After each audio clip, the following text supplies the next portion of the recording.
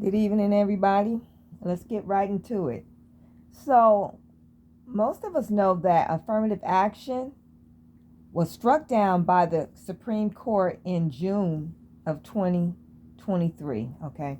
So, this was basically for college and universities, but it did not strike down legacy admissions. If you know anything about legacy admissions, it is the affirmative action and the DEI for white students. So this striking down of affirmative action for college and universities did not include legacy admissions that disproportionately, I think, well, overall, because it's for them, kind of gave them white children a leg up in college, whether they met the grades, the grading scale to get in or not. So some say this ruling could possibly end up affecting employment, federal contracts, and subcontracts. Now, originally, affirmative action was supposed to be for Black American people, our people, because of the past, present, and present injustices that were meted out against us in all areas of this society, especially where jobs and education was concerned. So, if there had been no intense racism keeping us out of college, keeping us out of careers and jobs that we rightfully deserve to have, we wouldn't need affirmative action. But ever since people say that affirmative action began, it was really a benefit to white people, but it wasn't for white women, should I say. Not white people, well, they are white people, but white women as minorities, considered as minorities under the affirmative action minority stipulation, but it was originally designed for us. Then it became for all other people in the quest for fairness. So I'm not going to say that affirmative action didn't help us in some ways, but to the extent that it was supposed to help us, no, it did not. Other people benefited. They were allowed to benefit, which they were not qualified to do so. And the most beneficial, the people who benefited the most were white women. So now it's been struck down. It's been struck down for over a year now. So if anybody remembers this man called Edward Bloom, this old racist devil who rallied the Asian people, he was behind it, whether he admits it or not. And people are saying he is behind it, even though he's not trying to deny it. But he was behind the Asian people fighting against affirmative action, saying that it kept them from getting much deserved slots, educational slots that were taken by quote unquote minorities, quote unquote us. Okay. We found out, and they found out, that wasn't true. As soon as, not too long after affirmative action had ended, they found their admissions into certain colleges and universities of their choice decline. I guess they didn't realize that they had benefited from affirmative action too, or they didn't want to realize it, or they didn't believe it, or what. I don't think they know, because they started protesting. They tried to sue. For real. The nerve of these people. Asian Americans, or Asians in America, were the ones who Bloom used to cut down, to get affirmative action cut down by the Supreme Court. Okay, they were used, and then they found out they were most affected. So I think it was Howard University. Yeah, it was Howard University that said that Bloom came to them. Edward Bloom said that he needed some Asian people to push the narrative that they were being cut out of rightful slots, educational slots, because it was going to minorities that were not academically at the level that they were. So they got in at it with a lower score than them, and it's not fair. Now he denies that he said that in private. He's denying it, but we know it's the truth. But I just can't get over the fact that Asians had the nerves to try to sue and complain about how they were no longer uh, getting the slots that they were getting in the past after affirmative action was booted out and ended by the Supreme Court. So now, who was the beneficiaries of affirmative action? Asian Americans. They benefited from this.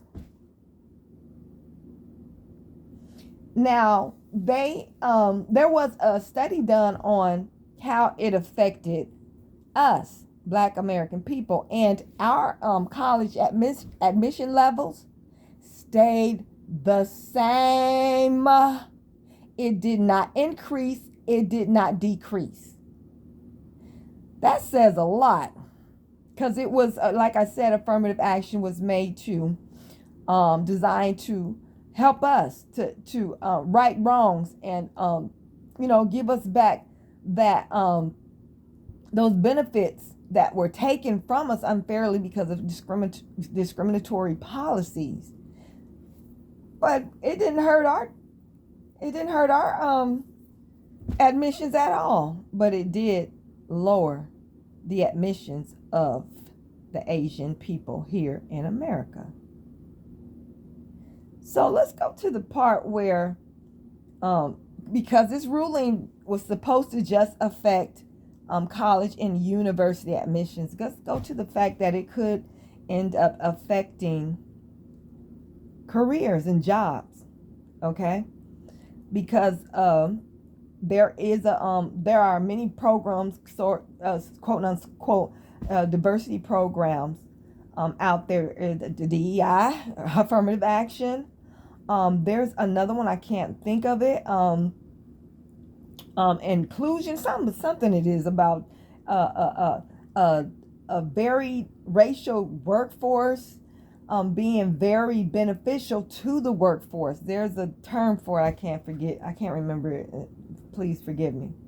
But there's a lot of programs out there that are designed to circumvent racist policies and racist actions when it comes to hiring people being able to work. So we have to keep our eyes on this, because too many of our people are in the work field, whereas we're not really producers, or creators. We work and we consume, and we haven't gotten out of that.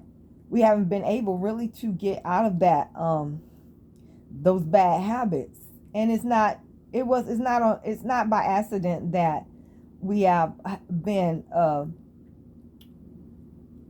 socialized to look for a job instead of, I want to open this business. How can I build this self-employment?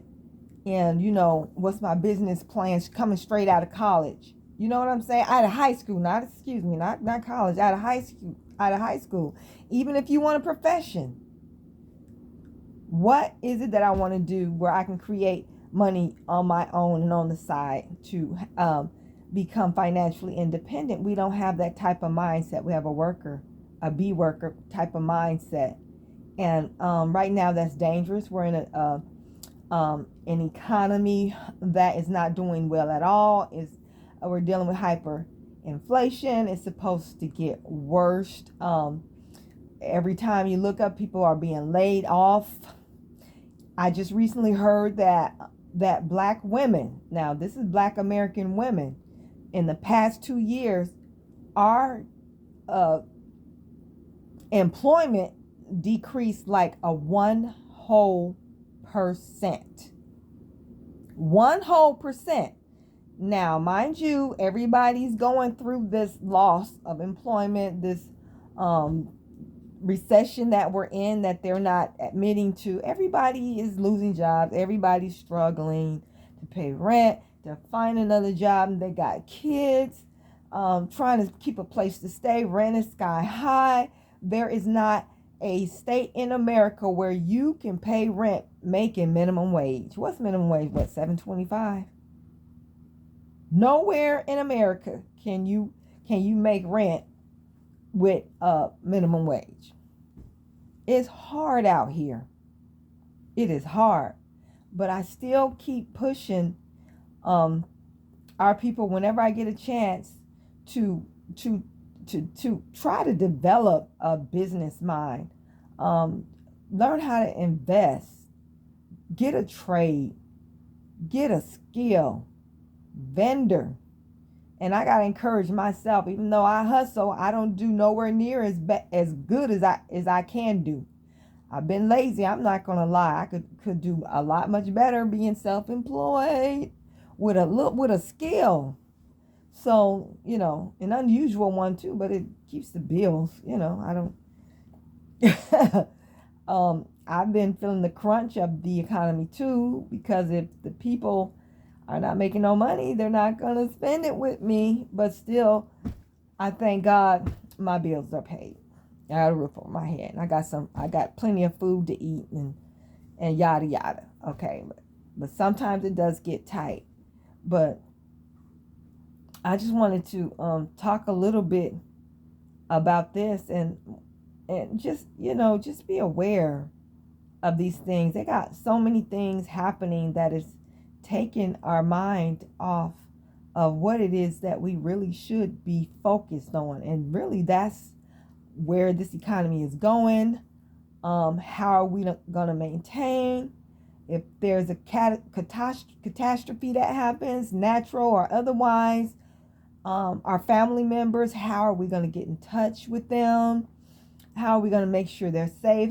What are we going to do to make sure we can get to a spot where we all can, we have somewhere to go, we have something to eat, we have what we need, and we have each other. We need to be planning for that. And they got us looking at drones, got us looking at what the doggone stars are going through, Jay-Z and P. Diddy and things that don't even matter. So I'm kind of feeling that this affirmative action, quote unquote, thing is going to work its way over to the job field. I really do. And we don't have enough time to get to the place where we're as independent as a people as possible on our own ingenuity and or being able to work up under our own people's their ingenuity. We got a lot of work to do. Stay woke. Keep your eyes open. Stay conscious. Peace.